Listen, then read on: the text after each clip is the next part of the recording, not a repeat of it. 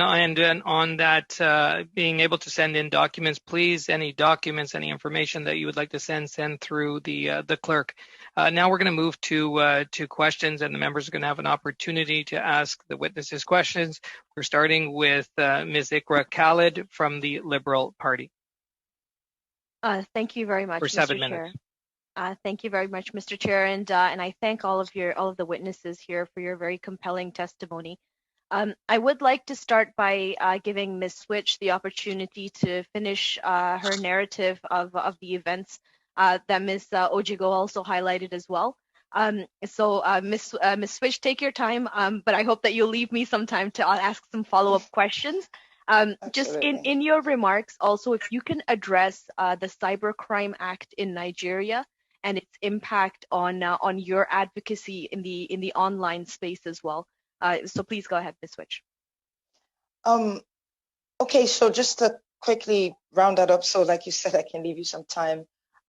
We were able to sort of hold our ground, and then the military left after a commandant came, and we got his name. I think they must have, we just guessed they must have found out that there were a lot of people that were watching what was going on. But 45 or 50 minutes later, the police came and did the same thing and actually killed people. So that's just to wrap it up as quickly as possible. With regards to cybercrime in Nigeria, I think that's if I understand your question. Yes, it's a problem. It is a problem.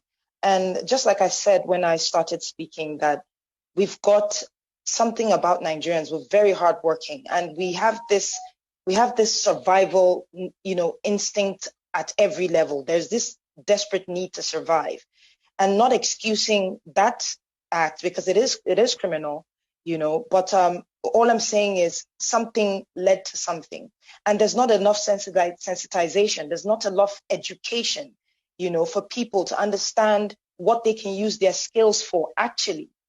So it's a broad scope. It's something that needs to be addressed for intelligent people in Nigeria who don't use it for anything but to do criminal things online. Just to address that, yeah. Thank you. And Ms. Switch, if you can identify and highlight for us, what has your life been like since that fateful day, and how you are doing after that fact?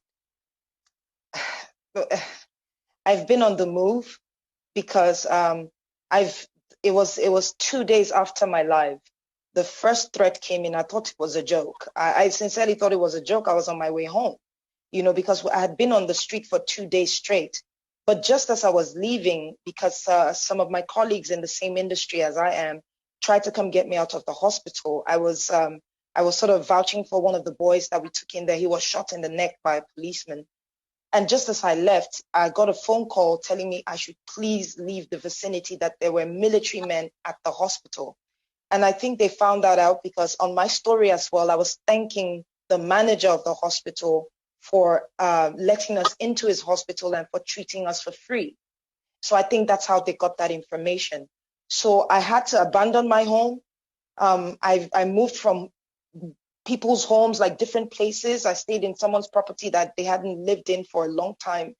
And then just to get out of Nigeria, I made short videos of my trip, just getting to where I am today. And I'm still traveling. So I'm not even done with my trip. And it's like in a forest just to get out of Nigeria. I still, when I put a cotton bud in my left ear, I bleed from there. I have a picture of that as well. I've been trying to document everything. I barely sleep. It's crazy. I can imagine parents who actually can't find their kids now because they've moved bodies. So I don't know. Thank you for sharing that, Ms. Switch. I really, really hope that things improve. I'll turn to Ms. Ojigo with respect to your comments about Amnesty International and your ability to operate in Nigeria. You had mentioned that you've been asked to leave the country. We've seen, and you also mentioned that this End SARS movement is not new. what is different in this instance that has brought such large volumes of protests that has really highlighted this issue within the Nigerian people? Thank you very much. I'll start with your last question.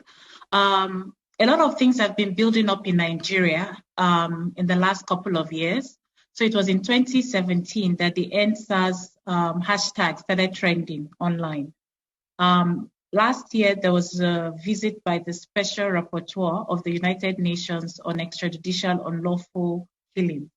And in her preliminary observations, she noted that the lack of accountability in Nigeria for crimes committed by the state officials is actually leading to that we're actually sitting on a keg of gunpowder.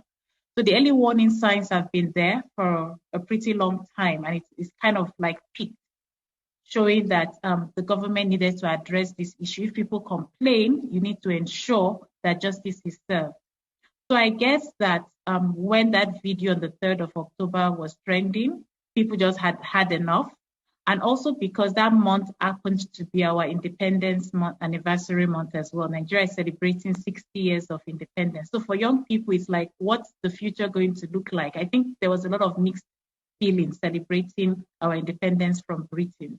So all of this culminated in addition to we're experiencing one of the worst economic recession of all times in recent times. Prices of things have gone up. So people are like, we can't even walk free on our streets. So we need justice to happen. With regards to the threat to Amnesty International, it's by a group that we suspect is being sponsored by the Nigerian military. We've not been able to directly link them together, but we've been having threats. We've been having staged protests in front of Amnesty offices whenever we release reports. And we've noticed that it's always when there's been a report linked to the military, we'll just have protesters in front of our office. And we have videos to show that afterwards they go and share money and then they leave. But why this threat is particularly worrying for us is not because they've asked us to leave Nigeria. They've asked us many times to do that. But because we are coming out of a period where there's been wanton killings and destruction of property across the country. We've been campaigning against the police. Thank you. And so we feel the people that